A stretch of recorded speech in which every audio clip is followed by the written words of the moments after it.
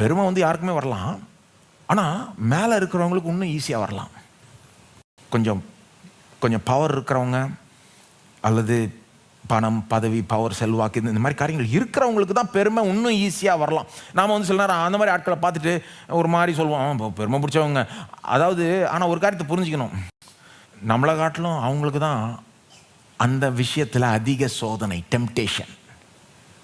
யாருக்குங்க பெருமையாக இருக்கிறது ஈஸி? கீழே இருக்கிறவங்களுக்கா, மேலே இருக்கிறவங்களுக்கா? மேலே இருக்கிறவங்களுக்கு தான் எனக்கு ஈஸி. ஆனால் பெருமை சில நேரம் கீழே இருக்கிறவங்களுக்கும் வரும். எனக்கு ஒன்றுமே இல்லைன்றத பெருமையாக நினச்சிட்டு இருப்பாங்க. இந்த பெருமை பிசாசு வந்து ஒரு விதமான ஒரு இது, அது மறைவாக இப்படி வரும் அப்படி வரும், எல்லாருக்குமே வரலாம் அது. ஆனால் யாருக்கு ஈஸியாக வரும்னா மேலே இருக்கிறவங்களுக்கு தான் இன்னும் ஈஸியாக வரும். அவங்களுக்கு தான் அதிக சோதனை. அப்போ வெறும் அவங்கள பார்த்து நம்ம வந்து மட்டமாக நினைக்கிறது, அப்போ பெருமை பிடிச்சவன் அப்படின்னு லேஸில் நினைக்கிறது வந்து அது அவ்வளோ நம்ம அப்போ ஆழமாக சிந்திக்கலன்னு அர்த்தம்.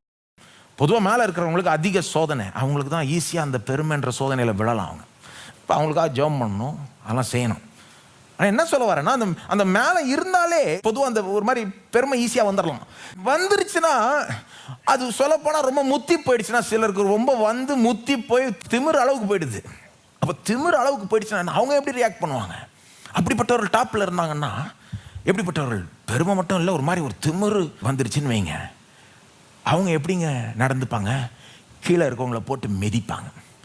கடின உழைப்பை நம்பி வந்தவங்க வந்து கீழே இருக்கிறவங்கள கண்டுக்காம விட்டுருவாங்க. இவங்க அதையும் தாண்டி போய் அவங்கள மிதித்து ஒன்றும் இல்லாமல் ஆக்கி அவங்க பவரை அவங்க மேலே, கீழே இருக்கிறவங்க மேலே தங்களுடைய பவரை தப்பான விதத்தில் காட்டி அவங்கள அழிச்சே போட்டுருவாங்க. இப்போ மேலே இருக்கிறவங்க அவங்களுக்கு தாழ்மையும் இந்த ஊழிய மனப்பான்மை, சேவை மனப்பான்மை இருக்கிறது எவ்வளோ முக்கியன்றதை பாருங்கள். எவ்வளோ முக்கியம் என்பதை பாருங்கள். அது எப்படிங்க வரும்? ஃபஸ்ட்டே இருந்ததுனாங்க தானங்க வரும். இயேசு சொல்கிற வழியில் போனால் தாழ்மை ப்ளஸ் ஊழியம்னு போய் கடைசி போன்றாரு. அப்புறம் தேவன் ஒன்று உயர்த்துவார். அப்போ வந்து அந்த தாழ்மையும் அந்த அந்த ஊழிய மனப்பான்மையும் இருக்கும். ஏன்னா அந்த வழியாக தானே வந்தாங்க. ஆனால் வேறு வழியாக மேலே வந்தால் சமுதாயமே நாசமாயிடுங்க. யோசித்து பாருங்கள், கொஞ்சம் இதெல்லாம் சிந்திக்கணும். சமுதாயத்துக்கே இது கேடு. மேலே இருக்கிறவங்களுக்கு அந்த பொதுவாக பெருமை வந்தால் மற்ற பாவம்லாம் அப்படியே கூட வந்துடும், ஒட்டிக்கும். பெருமை வந்து மற்ற பாவத்தையும் பிறப்பிக்கும். பெருமை வந்து ரூட் சின், வேறு பாவம் மாதிரி. பிசாசு பெருமைனால தான் விழுந்தான். மனுஷனையும் எப்படி சோதிச்சான்? நீ இந்த பழத்தை சாப்பிட்டா கடவுளை போல ஆயிடலாம் அப்படின்னா ஆசை காமிக்கிறான் இல்லையா?